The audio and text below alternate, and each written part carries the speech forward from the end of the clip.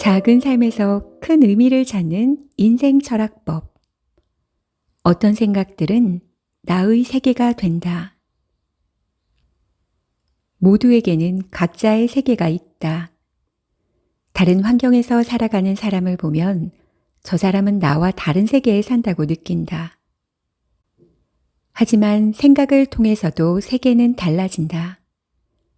우리는 같은 곳에 있더라도 품고 있는 생각에 따라 저마다 다른 것을 느낀다. 똑같은 일을 겪어도 무엇을 생각하냐에 따라 전혀 다른 경험을 한다. 생각의 차이는 이 사람의 세계와 저 사람의 세계를 가른다. 어떤 생각은 그냥 스쳐 지나간다. 반면 어떤 생각은 평생을 그림자처럼 따라오며 끊임없이 내게 말을 건다. 그런 생각은 나의 세계를 이룬다. 내가 어떻게 살아가고 어떤 관점에서 주변을 바라보고 어떤 가치를 추구하는지 결정한다. 생각은 일상과 멀리 떨어져 관조할 수 있는 환경에서만 비로소 제대로 이루어지는 게 아니다. 생각은 이미 일상 세계를 이루고 있다. 생각은 내가 살아가는 세계를 뿌리부터 규정짓고 있다. 그러한 뿌리 깊은 생각이 자라 나와 체계적인 언어의 옷을 입으면 철학이 된다. 사람들은 철학을 따로 배워야 한다고 생각한다. 철학자도 보통 사람과 별반 다를 것 없는 사람이다. 그들이 발전시킨 이론이 평범한 일상과 무관하지 않다는 것이다.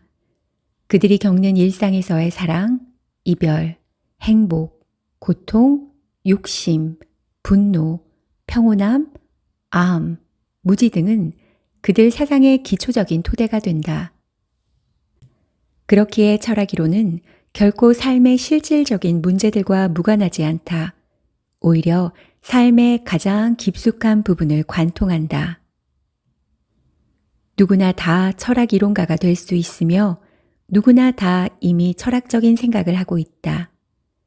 모든 사람은 살아가면서 다양한 경험을 하고 그것에 대해 나름의 합리적인 해석을 내린다. 그것은 이미 상당히 철학적인 활동이다. 철학은 복잡하고 난해하다고 생각한다. 이제는 무언가 변화가 필요하다. 누구나 평범한 생활 속에서 철학 이론을 공감할 수 있게 되길 바란다. 내면의 성장을 위한 철학, 자신을 신뢰하고 사랑하고 싶을 때. 첫째, 자신의 욕망에 솔직해야 한다. 현실이 당겨진 활 시위와 같다는 것은 고대부터 전해 내려온 진리다. 현재의 상태는 여러 가지 상반되는 힘들이 평형을 이루어 나타난 결과다. 활 시위를 당기고 있는 소나기의 힘이 풀려 화살이 앞으로 튀어나가게 되면 거기서부터는 완전히 새로운 세상이 펼쳐진다. 새로운 세상의 시작은 과거 세계의 파괴다. 화살의 발사라는 새로운 사건은 당겨진 활 시위라는 이전 사건의 종료다. 힘의 평형 상태는 우리가 알고 있는 지금 세상이 유지되기 위해서 꼭 필요하다. 특히 행복을 위해서는 평형이 필수적이다. 부정적인 에너지는 누구나 갖고 있다. 하지만 그것이 다른 에너지들과 평형을 이룰 정도로 관리될 수 있어야 행복하게 살아갈 수 있다. 부정적인 에너지를 자신의 일부로 품고 그것과 균형을 맞춰 살아갈 수밖에 없다는 것. 인간의 정신이 마주한 비극적이면서도 희극적인 운명이다. 긍정적 에너지만을 가진 정신이 진정한 의미에서 행복하다고 말할 수 있을지 우리는 알지 못한다. 그런 인간은 존재한 적이 없고 앞으로도 존재하지 않을 것이기 때문이다. 인간의 정신은 좋든 싫든 언제나 긍정적인 에너지와 부정적인 에너지를 동시에 품고 있다. 그리고 그 상반되는 에너지들이 평형을 이루어 몸과 마음의 균형이 잡혀 있는 상태를 우리는 행복이라 부른다. 부정적인 에너지도 때로는 삶의 원동력이 된다. 우리는 자신이 온갖 부정성을 품은 존재임을 인정하고 이 사실을 부담 없이 받아들여야 한다. 아무리 긍정적인 방향의 에너지라고 해도 한 방향으로만 향하는 에너지는 모든 것을 휩쓸어 갈 뿐이다. 그것에 반하는 방향의 에너지는 아무리 그것이 사소해 보일지라도, 심지어 아무리 그것이 사악해 보일지라도 평형이라는 행복의 또 다른 이름을 위해 꼭 필요한 것이다. 행복을 흘러넘치는 긍정성으로 이해하는 것은 우리가 가장 경계해야 할 시각이다. 정신의 행복은 긍정성이라는 물을 안정적으로 담고 있는 부정성의 견고한 그릇을 전제로 한다. 둘째, 자유를 스스로 제한할 때 얻어지는 자유가 있다. 현대에 이르러 물질적 풍요가 주어지고 종교와 전통적인 규율의 영향이 약해지면서 사람들이 직접 무언가 결정할 일들이 폭발적으로 늘어났다. 사람들은 이전에 경험해보지 못했던 자유를 얻었다. 너무 많은 자유가 심적인 부담으로 이어진다면 그 부담을 제거하는 방법이 하나 있다. 자유를 제한하는 것이다. 현대인은 이미 다양한 방법을 통해 자신의 자유를 제한하고 있다. 그 이유는 간단하다. 그렇지 않고서는 행복하게 사는 것이 어렵기 때문이다. 모든 것이 불확정적으로 열려있는 자유의 상태에서 인간은 행복하기보다 불안을 느낀다. 따라서 현대인은 이전에 경험해보지 못했던 자유가 주어졌다고 해서 그 자유를 온전히 받아들인 게 아니다.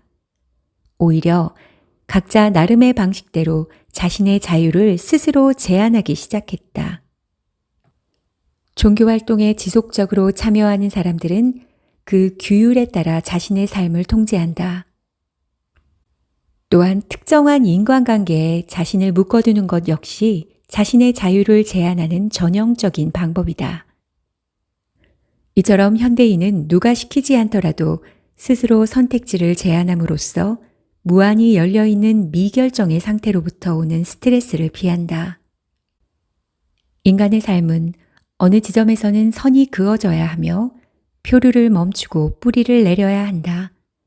아무런 윤곽도 잡히지 않고 아무런 토양에도 뿌리 내리지 못하는 삶은 수많은 방향으로 물살이 흐르는 자유의 바다에서 이리저리 떠내려가다가 질식하고 말 것이다. 삶에는 기준이 필요하다. 그 기준을 외부에서 정해주지 않을 때 스스로 기준을 만들려고 노력하는 것은 유한한 정신을 가진 인간이 무한히 복잡한 세계를 마주할 때 보이는 지극히 당연한 반응이다.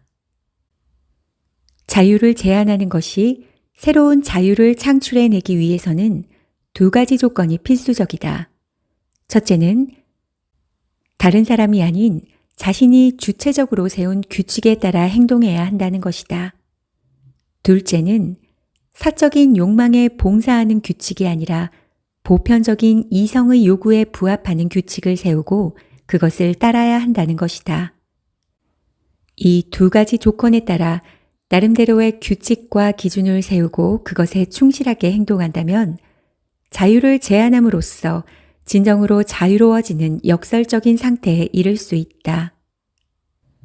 자신의 삶에 선을 긋는 것, 그리고 그 선을 지키는 것, 이것이야말로 진정한 차원에서 자유로울 수 있는 길이다. 셋째, 성격으로의 도피를 피하라. 예전부터 조금 기묘하다고 생각해온 말이 있다. 내가 성격이 그래서 그래. 우리는 이와 비슷한 패턴의 말을 꽤 자주 사용한다. 왜 모임에 참석하지 않냐고 물으면 내가 사람들이랑 잘 어울리는 성격이 아니어서 라고 대답하는 경우가 자주 있다. 내가 성격이 게을러서, 내가 답답한 걸 잘 못 참아서. 이러한 말들은 모두 내가 어떤 행위를 왜 했는지에 대해 나의 성격이나 성향을 토대로 원인을 설명하는 말들이다. 성격은 분명히 내가 어떤 선택을 내리는데 결정적인 영향을 미친다. 그러나 성격이 선택을 절대적으로 강제하는 것은 아니다. 그 어떤 성격도 명령을 내리지는 않는다.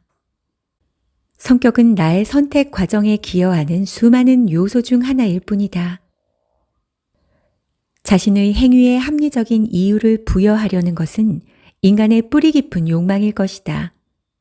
우리가 어떤 행위를 선택한 근거로 자신의 성격을 자주 둔다는 것은 그만큼 우리가 성격을 우리의 선택에 대한 합리적 이유로 받아들인다는 것을 뜻한다.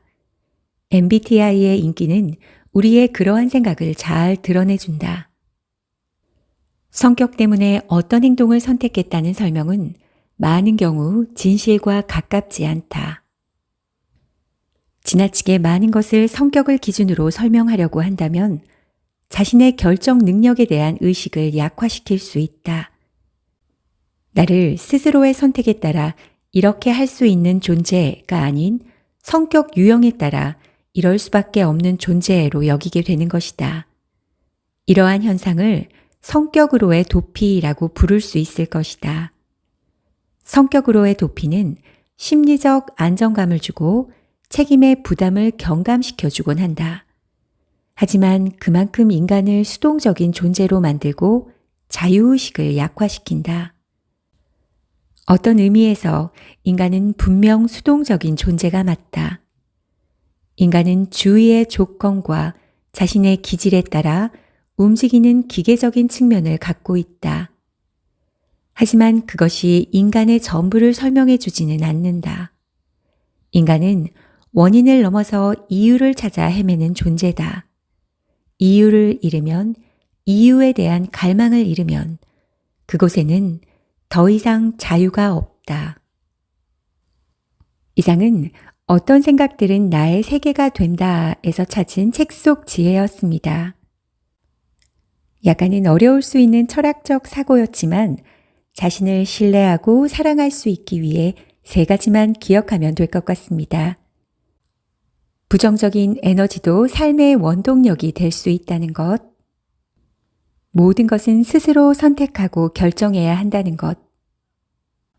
성격에 구속받지 않고 행동하고 실천하라는 것. 이 3가지 생각으로 자신을 사랑하고 신뢰하는 습관을 길러간다면 더욱 건강하고 행복한 삶을 살아갈 수 있을 것입니다. 감사합니다.